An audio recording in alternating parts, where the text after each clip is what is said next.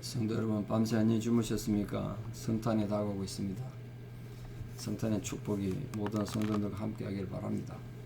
108장 찬양 드리며 하나님 예배자 나갑니다. 예전 찬송 113장 108장 그 어린 주 예수 108장 예전 찬송 113장입니다.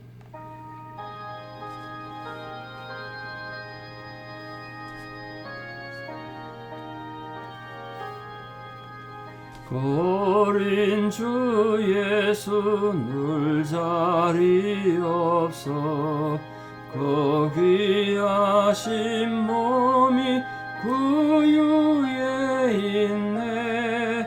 저 하늘 별들이 반짝이는데 그 어린 주 예수 꼬리에 자네 저 육축 소리에 아기 잠깨나 그 순하신 예수 우시지 않네.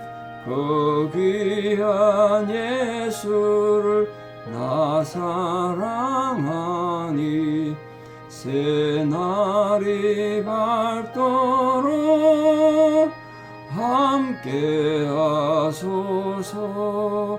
주 예수 내 곁에 가까이 계셔 그 한없는 사랑 늘 베푸시고 온 세상 아기들 다 품어주사 주 품 안에 안겨 살게 하소서.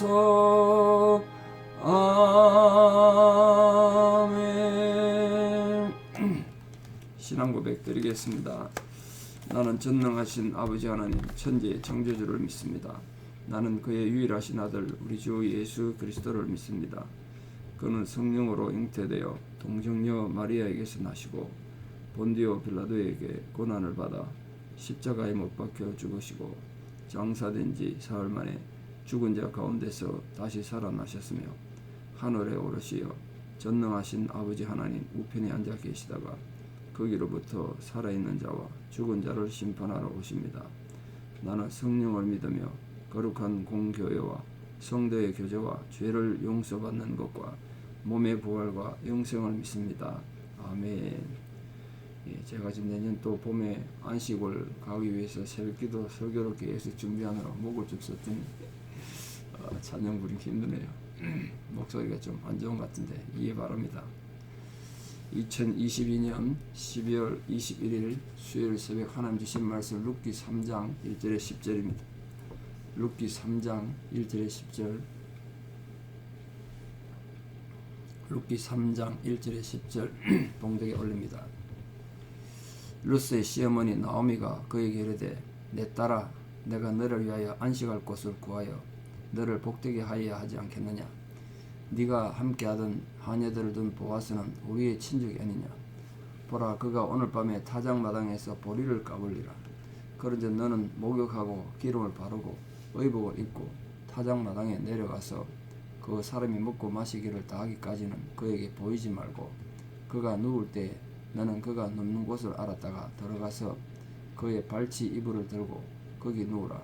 그가 내 할 일을 내게 알게 하리라 하니 룻이 시어머니에게 이르되 어머니의 말씀대로 내가 다 행하리이다 하니라. 그가 타작마당으로 내려가서 시어머니의 명령대로 다 하니라. 보아스가 먹고 마시고 마음이 즐거워 가서 곡식 단 더미의 끝에 눕는지라. 룻이 가만히 가서 그의 발치 이불을 들고 거기 누웠더라. 밤중에 그가 놀라 몸을 돌이켜 본즉 한 여인이 자기 발치에 누워 있는지라. 이르되 네가 누구냐 하니 대답하되 나는 당신의 여종 룻이오니 당신의 옷자락을 펴 당신의 여종을 덮으소서. 이는 당신이 기업을 물을 자가 됨이니이다 하니 그가 이르되 내 딸아 여호와께서 네게 복 주시길 원하노라. 네가 가난하건 부하건 젊은 자를 따르지 아니하였으니 네가 베푼 인애가 처음보다 나중이 더하도다. 아멘. 기가 막힌 러브 스토리입니다. 러브 스토리. 성경에 이런 게 기록됐다는 것도 전 처음 읽고 조금 충격받았습니다. 본장이 우리에게 주는 교훈이 있는데요. 시어머니 나오미가 며느리 루스를 결혼시키려고 어머니가 작전을 짜는 거잖아요. 시어머니가. 그것도 참 보기 드문 경우죠. 시어머니가 며느리 중매하려고 좀 그러고 있습니다. 보아스 앞에서 어떻게 행동할지 이거를 다 얘기하는데 아마 몇 가지 이유 때문에 그럴 거예요. 루시 이방 여자인데다가 과부니까 행동을 잘못하면 동네 소문이 안 좋게 나겠죠. 그래서 나오미가 루스에게 원래 잔치 자리 같이 가야 되는데 거기에 보이지 말라고 했던 것이 다른 사람 눈에 띄는 것도 걱정되고 또 나중에 행실에 대해서 또 루스에 안 좋은 소문 나면 안 좋을 것 같으니까 그렇게 했던 것 같아요. 보이지 말고 가만히 있으라고. 루스의 시모의 공고에 순종해서 보아스에 가서 이제 기업 물어달라고 요청해서 보아스의 책임 이행의 약속을 받는 그런 과정이 오늘 본문의 핵심이죠. 다시 생각합니다. 역시 루시 또 시어머니 명령대로 순종했기 때문에 또는 보아스 집에서 이삭 줍다가 그 보아스의 인격을 이미 알았잖아요. 참 훌륭한 어른이구나. 룻도 마음에 들었으니까 뭐 그랬겠죠. 어쨌든 순종이 또 제사보다 낫다는 말씀을 또 깨닫습니다. 룻이 시어머니 말씀에 순종했더니 큰 복을 받았지 않습니까? 근데 나오미의 마음이 참 귀하다고 생각하는데 나오미 목적이 네가 기업 물을 남자 아무나 만나가지고 자식을 낳아서 우리 집에 대를 이어야 되지 않겠느냐 이렇게 시작된 게 아니었다는데 중요해요. 나오미가 며느리 룻을 재혼시키기를 바랬던 목적이 1절에 있는데 뭐라고 그러냐면 내가 너를 위하여 안식할 곳을 구하여 너를 복되게 하여 하지 않겠느냐. 목적은 나오미 집안에 대를 잇는 게 아니었고 며느리 룻이 안식할 곳을 얻기를 원하는 데 있었어요. 안식할 곳을 얻기를 원하는 것. 그건 어머니, 시어머니 나오미 마음도 참 고맙지 않습니까? 그 시어머니 며느리 사이에 이렇게 서로 섬기고 사랑하는 마음이 있었다는 게 참 귀한 일이다 이 생각이 됩니다. 나오미도 이런 어떤 부분에 자신을 버리는 헌신적 사랑으로 며느리 룻의 참된 행복을 바랬다는 것, 이 점이 참 귀한 게 아닌가 그렇게 생각합니다. 우리가 신앙인으로서 이왕이면 말 한마디라도 따뜻하게 해서 다른 사람의 행복을 빌어주는 것, 다른 사람의 안식할 곳을 위해서 함께 신경을 쓰고 마음을 써주는 그 헌신적 사랑, 그게 참 우리에게도 필요한 게 아닌가. 또 성탄을 앞두고 있는데 성탄의 핵심은 그거 아니겠습니까? 평소에는 생각 안 하다가도 성탄이 오면 힘들고 어려운 사람 좀 돌아보고 마음을 나누는, 그들의 안식할 곳을 생각하는 그런 마음이 우리에게 좀 있으면 좋겠다, 그런 감동을 받습니다. 자, 나오미가 룻을 위해서 작전을 다 짜줍니다. 나오미는 이미 지금 산전수전 다 겪어서 세상 물정을 잘 알지 않습니까? 근데 룻은 아직 경험도 없고 이방인이기 때문에 어떻게 행동할지 이 이스라엘의 문화를 잘 모르잖아요. 그 나오미가 하나하나 다 가르쳐줍니다. 룻의 장래를 위해서 보아스에게 가서 어떻게 해야 될지. 물론 보아스가 이 집안과 친척이었기 때문에 기업 물을 자격이 있었기 때문에 그러겠죠. 친족이다 설명하고 룻을 하여금 목욕하고 기름 바르고 의복도 입은 후에 목욕 제기한 거죠. 타작마다 내려가서 밤이 돼서 보아스가 이제 추수했으니까 아마 잔치를 벌인 것 같아요. 그 잔치 끝날 때까지 잘 숨어 있다가 보아스가 잠자리에 들거든 그 발치 이불을 들고 조심해서 누워라. 그러면 보아스가 어떻게 하라고 알려줄 것이다. 그렇게 말했어요. 아마 이 나오미도 보아스의 인격을 믿고 보아스가 또 지혜롭고 경험이 많은 어른이니까 어떻게 행동할 거를 미리 알고 그런지도 모르죠. 근데 룻이 지금 시어머니가 비록 하라고 했습니다만 그렇게 따라하기가 쉽지 않잖아요. 예. 그런 부분이 이게 무슨 그 프랑스 연애 소설에 나온 내용도 아니고 이런 내용이 성경에 있나 이런 생각이 좀 들었습니다. 이해가 안 될 때, 어릴 때. 루스에게 발치 이불 들고 가서 조용히 누워라. 그 말 직역하면 보아스가 잠자다가 깨서 발치 누가 있구나 그걸 알 수 있도록 몰래 들어가서 자기 자신을 감추고 있어라. 그렇게 말하는 거죠. 그것도 뭐 예의에 어긋나는 것도 같고, 남자가 기업 모르겠다 이렇게 나선 것도 아니고 여자 쪽에서 또 젊은 여자 쪽에서 이렇게 한다는 건 이 괜찮은가 이런 생각이 들었는데, 뭐 당시 이스라엘 문화 이 기업물을 그 기업 모른다는 그런 풍속을 생각하면 뭐 가능도 하다는 생각이 듭니다. 근데 문제는 이런 행동을 나오미가 지시할 수 있었던 것은 며느리 루스에 대해서 또 보아스에 대해서 나오미가 확신이 있었기 때문에 그렇고, 그들을 진정으로 사랑했기 때문이 아닌가. 또 성경에 자세한 내용은 없습니다만 룻이 일하고 와가지고 보아스에 대해서 이렇게 얘기하지 않았겠어요. 그걸 보고 룻도 보아스를 좋아하는구나 확신했기 때문에 그런 거 아니겠습니까? 나오미의 제안은 율법에 명시된 대로 이제 기업 물을 자 그 사역을 잘 감당하도록, 기업 물으는 그 행동을 하게 하도록 그렇게 지금 한 겁니다.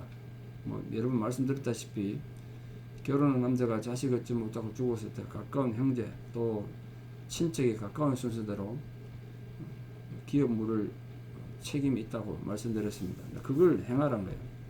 우리 지금 문화에서는 뭐 그런 게 없기 때문에 조금 이해가 안 됩니다만, 이스라엘 사람들에게는 그게 하나님이 정한 법이고 굉장히 중요한 사회적 의무였기 때문에 이런 일이 일어나지 않았는가 생각이 듭니다.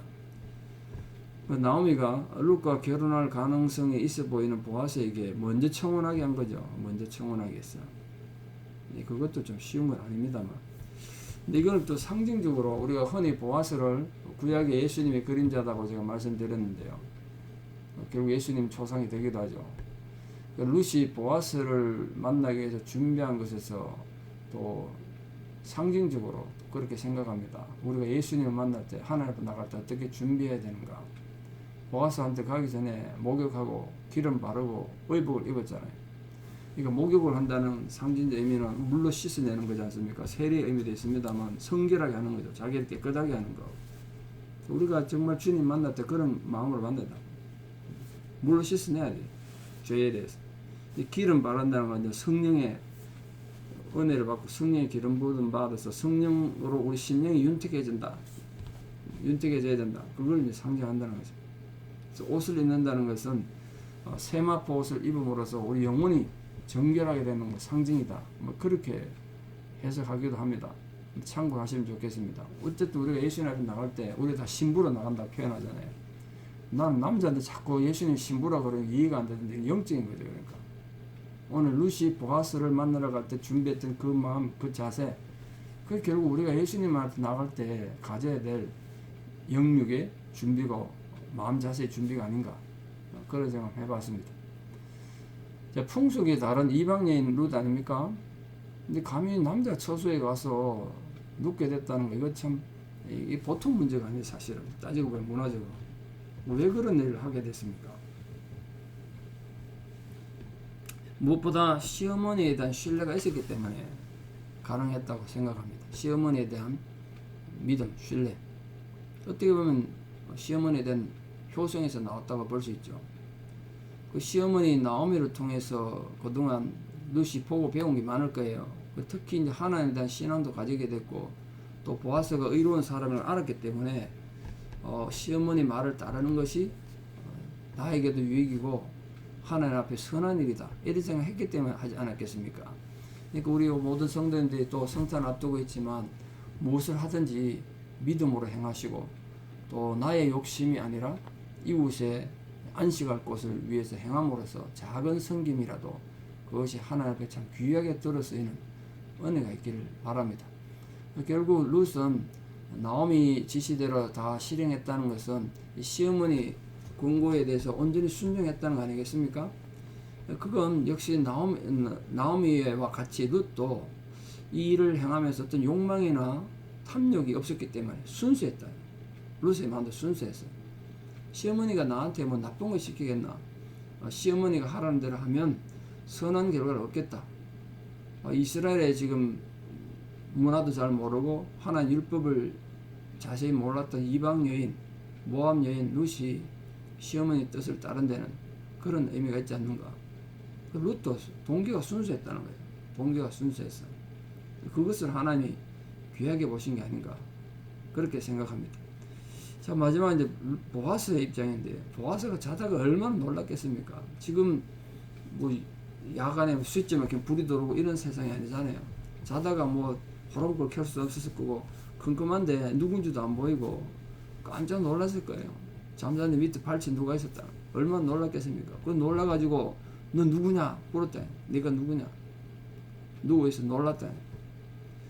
근데 그때 룻이 이제 자기가 누구라고 밝혔다고 그러는데 아마 주변에 사람이 없었던 것 같아요. 그래야 그게 가능하겠죠. 그리고 이게 지금 뭐 집이 아니고 지금 야외 들판입니다. 농 가까이. 그러니까 가까이 이렇게 소리 없이 갈 수도 있었겠죠. 그러면서 뭘 말하냐면 당신의 옷자락으로 저를 덮으소서. 당신의 옷자락으로 여종을 덮으소서. 이 말은 나랑 결혼해달라는 소리죠. 청혼은 여자가 있습니다. 지금 청혼은. 근데 이 표현을 에스겔서에서는 이스라엘과 하나님과 관계를 나타낼 때 이렇게 표현했어요. 하나님이 이스라엘을 덮으셨다. 이렇게 표현했어요. 그러니까 룻 입장에서 자기 일생을 보아스가 책임지고 보호해달라 이런 뜻 아니겠습니까? 듣는다는 거예요. 근데 거기에 대해서 이 보아스가 그걸 귀하게 봤다는 게 굉장히 중요하죠. 룻의 이 자세나 이 태도, 이 부탁이 참 귀하다. 그래서 이렇게 칭찬했습니다. 그가 이르시되 내 딸아 여호와께서 네게 복 주시기를 원하노라. 이제 보아스 자체가 하나님에 대한 신앙이 견고했던 사람이고 또 영적으로 의식이 높은 분이었기 때문에 이 사태 파악을 빨리 한 것 같아요. 그래서 이거 지금 룻에게 축복합니다. 왜 그랬겠습니까? 이게 지금 상황이 잘못되면 룻이 얼마나 민망하고 부끄럽겠습니까? 젊은 여자인데. 근데 축복하고 칭찬해요. 네가 가난하건 부하건 젊은 자를 따르지 아니하였으니 네가 베푼 인애가 처음보다 나중에 더하도다. 이 보아스도 이 고엘 제도, 기업 모르는 제도를 잘 알았기 때문에 룻이 하는 행동이 법적으로 잘못되다든지 문화적으로 윤리적으로 뭐 문제가 있다 이렇게 보지 않았다는 거예요. 선하게 본 거예요. 그거는. 네 좀 용기가 있구나. 그래서 지금 칭찬한 겁니다. 그러니까 이걸 봐서 보아스는 나이가 좀 꽤 들었던 것 같아요. 남편 죽은 후에 시모에게도 효성을 다했고 또 젊은 남자가 아니고 그 시어머니 뜻을 따라서 자기 나이도 많은데 자기한테 시집 오겠다고 말하는 걸 보고 보아스는 그걸 귀하게 받아들였다. 룻의 태도의 중심이 세상이 아니라 하나님 중심의 신앙에서 우러나왔다. 그걸 보아스가 인정했다는 거예요. 이 세 사람의 합력의 선을 이룬 거죠. 시어머니 나오미, 며느리 룻, 그리고 보아스. 이 세 사람 모두의 공통점 하나는 하나님을 향하여 그들의 마음이 순수했다. 그리고 하나님 향한 신앙의 고백이 함께 일치했기 때문에 그들 모임의 이 만남이 선한 결과를 가져왔고 인류 역사에 큰 영향을 끼친 것이 아닌가. 우리 다시 성탄을 맞이하면서 우리 모든 성도님들도 어떤 선택과 생각 속에 이 하나님의 순수함이 여러분 심령에 함께 하셔서 하나님께서도 우리 모든 상황에 주의 격려와 위로가 풍성히 부어지는 복된 성탄 되시기를 진심으로 축원합니다. 기도드리겠습니다. 아버지 하나님의 크신 은혜와 사랑을 감사드립니다. 인간이 살아가다 마주치는 숱한 불행과 고난과 역경 속에서도 우리가 하나님을 향하여 올바른 신앙을 가지면 우리의 미래가 있고 내일이 있다는 사실을 다시 깨닫습니다. 오늘 룻과 나오미와 보아스가 보여준 이 아름다운 만남과 관계를 통하여 우리들이 하나님 앞에 얼마나 순수하게 살아야 되는지, 세상을 살아가면서 얼마나 하나님 앞에 바른 자세로 살아야 되는지를 다시 생각합니다. 이곳의 평화를 먼저 생각하고 또 하나님의 선한 인도를 기억하며 우리의 하루하루의 삶이 정말 성령의 인도를 받는 감동이 우리 모두에게도 있게 하여 주시옵소서. 다시 한 번의 성탄을 맞이합니다. 이 성탄의 그 기쁨이 우리 모든 성도들과 함께 하시고 지금 고난당하는 모든 자들과 함께 하여 주시기를 간절히 기도드립니다. 이제는 우리 주 예수 그리스도의 은혜와 하나님 아버지의 만극하신 사랑과 성령님의 위로 교통 역사하심이 진실로 주의 하늘엔 평강 땅엔 영광으로 오신 이 귀한 주님의 위로와 사랑이 정말 하나님께 영광이 되고 우리에게 평화가 되는 성탄이 되기를 소망하는 사랑하는 성도님들의 신앙의 고백 위에 또 지금 특별히 고난당하고 어려움 속에 있는 모든 분들 또 특별히 사랑하는 우리 자녀들 삶 위에 이제부터 영원토록 함께 하시옵기를 간절히 축원하옵나이다. 아멘. 예, 여러분 오늘 하루도 믿음으로 승리하시고 저녁에 수요예배에 많은 참석 바랍니다. 감사합니다.